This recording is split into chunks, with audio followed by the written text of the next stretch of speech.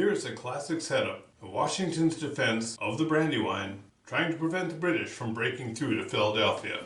Now, historically, it is claimed that Washington received several reports that he was being flanked again by Howe, but he chose to ignore it. What difference would it have made if he had believed them? What could he have done differently? How could he have prevented a complete rout of the Continental Army? All morning long, he knows British forces are approaching, so he can't not defend the Brandywine. And the reports say there's a significant British force arriving from upstream of the Brandywine. So maybe he does something like this. There. Now he has Sullivan defending more thoroughly the approaches from the north. Jones Ford is lightly defended with a detachment, but if that becomes critical, he's got Maxwell's Light up here on Birmingham Hill with the Pennsylvania militia right in front of him. His dragoons with Pulaski and McLean are on the Birmingham Road, waiting to race up and reinforce and react to whatever occurs. Alright, let's get this party started. It's mid-morning.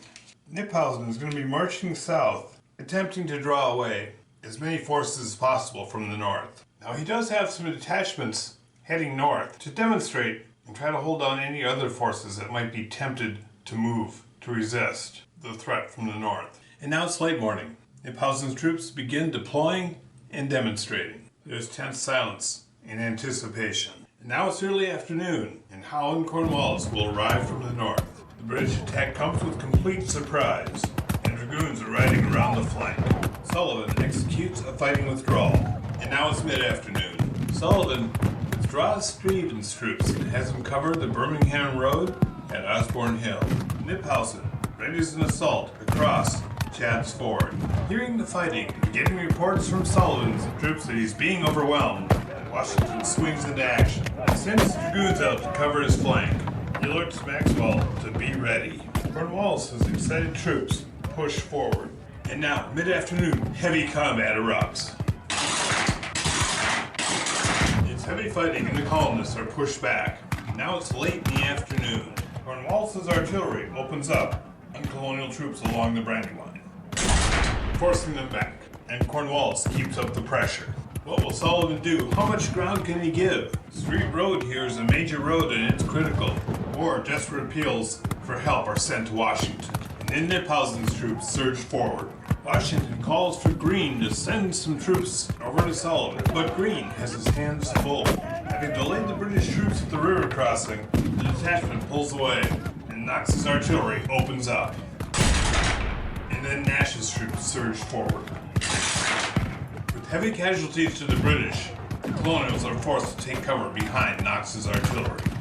Sullivan continues his fighting withdrawal. The dragoons have a dust-up on Bradley's Creek. The British dragoons are run down. And downstream on the Brandywine, Stern's Hessians attack Mad Anthony Wayne. The hated Hessians are driven back. And just upstream at Chad's Ford, Muhlenberg's men face an overwhelming amount of British. Forcing their way across the Brandywine, Grant's men are destroyed by Muhlenberg, but they're followed up with Ferguson's Highlanders. But the Scotsmen expend themselves entirely, pushing Muhlenberg's exuberant troops back from the Brandywine. And now it's early evening. Seeing the artillery here on Neville's Hill, Greene has Muhlenberg's men take cover behind the hill at Chad's Ford. Knox's artillery opens up on the British crossing Britain's Ford, driving them back. Pulaski falls all the way back to Battle Hill. Sullivan extends his line. Knyphausen's artillery finds a target in Weedon's troops. The Continentals are battered, but they hold their position. Knyphausen unpacks bags and his remaining troops recover. And Cornwallis and Howe send their troops surging forward. How many times can this colonial line be hit before it just crumbles away? Now it's late evening, last chance for a decisive victory. Knyphausen's artillery continues to fire on Weedon's men. Though in the failing light, it's with little effect. Sullivan's line has to hold. He unpacks bags. Sterling's men recover. He reforms his line on Birmingham Hill. Washington is expecting a major drive, and he throws Nash's exhausted troops into the line. Greene throws Weedon's men into the line. And now Cornwallis and Howe launch one final attack.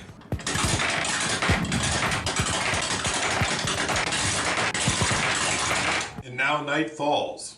It has been a glorious day for the colonists. Washington's Continental Army has destroyed 3 British blocks and 2 detachments. The British have destroyed 1 Continental block and 3 detachments. Now this is Brandywine. Who knows what the reactions would be? Washington certainly isn't going to retreat at this point. He held off the British from breaking through.